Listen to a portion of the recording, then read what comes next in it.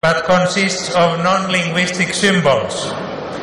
Similar misconceptions prevailed about the Mesopotamian cuneiform script and the Egyptian hieroglyphs before their decipherment. Extreme shortness of texts and their restriction to seals, small tablets and graffiti have been adduced as proofs for this thesis. But all these features characterize also the Egyptian hieroglyphic script during the first 600 years of its existence. Yet this early form of Egyptian script was real writing and can be partially read on the basis of later texts. The high degree of sign standardization, the arrangement of texts into regular rows, and the presence of hundreds of recurring sign sequences from different sites all indicate that the Indus script is real writing. Most attempts to read the Indus script apply the unsuited method of comparing the Indus signs with similar-looking signs of other scripts and transferring their phonetic values to the Indus signs.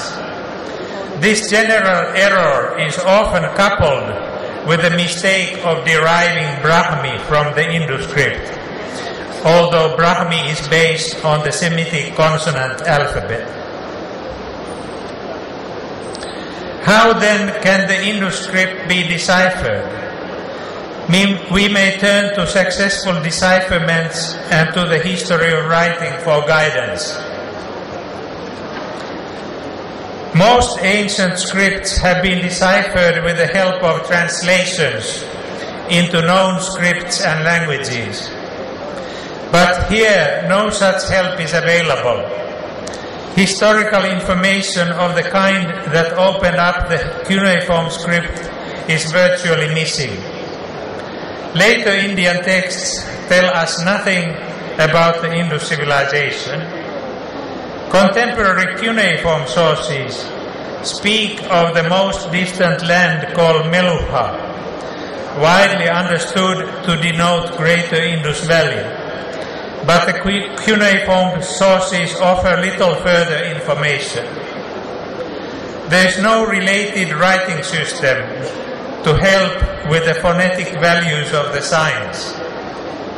Nor is there any fair certainty of the underlying language, which was a great advantage in unraveling the Ugaritic and Mayan scripts.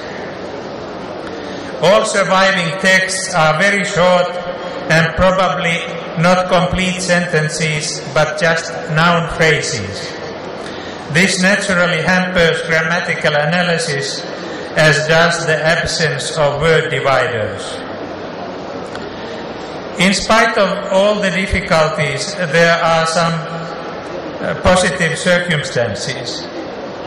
One is the relatively high number of preserved inscriptions.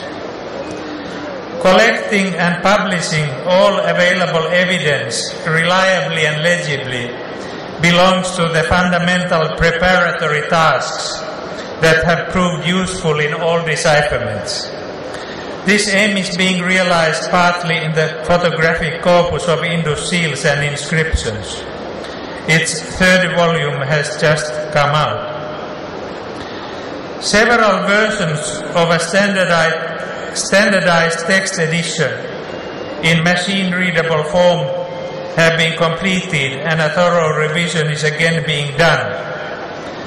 Computerization has enabled the compilation of concordances that systematically record all occurrences of individual signs and their sequences, and various other indexes and statistics. Among the things to be standardized is the direction of writing, normally from right to left, and in seal stamps carved in mirror image from left to right. Other routine tasks are location of word boundaries and search for possible grammatical markers. One way to segment longer texts is to see if their component parts occur elsewhere as complete texts. A crucial but difficult task is the compilation of a reliable sign list which distinguishes between graphemes and allographs. The allographic variation constitutes one important basis for interpreting the pictorial meaning of the Indus signs. Signs may represent the same grapheme if their shapes are reasonably similar and they in addition occur in very similar contexts. Based on these criteria, my sign list has very nearly 400 graphemes. It is difficult to construct even parts of the Indus grammar on the basis of textual analysis. The positional sequences of signs can be exploited to analyze the Indus texts syntactically, to define textual junctures, and to classify the signs into phonetically or semantically similar groups. Such analyses have been carried out with automated methods. Data accumulated in this way will certainly be useful in the decipherment once a decisive breakthrough has been achieved. In other words, when the language has been identified and some signs have been read phonetically in a convincing manner. But such analyses alone are unlikely to provide the breakthrough. In the decipherment of any ancient script, there are two principal unknowns to be clarified, namely the underlying language or languages and the type of the script. The language problem is most crucial. If the language of the Indus script belonged to a language family not known from other sources, the Indus script can never be deciphered.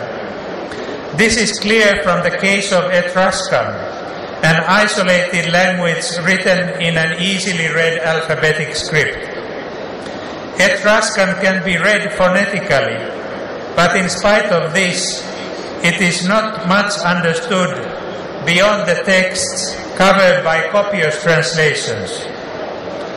But as the Harappan population numbered around 1 million, there is a fair chance that linguistic relatives have survived and that traces of the Harappan language can be found in the extensive Vedic texts composed in the Indus Valley less than 1,000 years after the collapse of the Indus civilization. While it is likely that various minority languages were spoken in the greater Indus Valley, only one language was written. The sign sequences are namely uniform throughout South Asia. This argument is reinforced by the Indus seals found in the Near East. Some of them have native Harappan and some non-Harappan sign sequences. One would expect that the most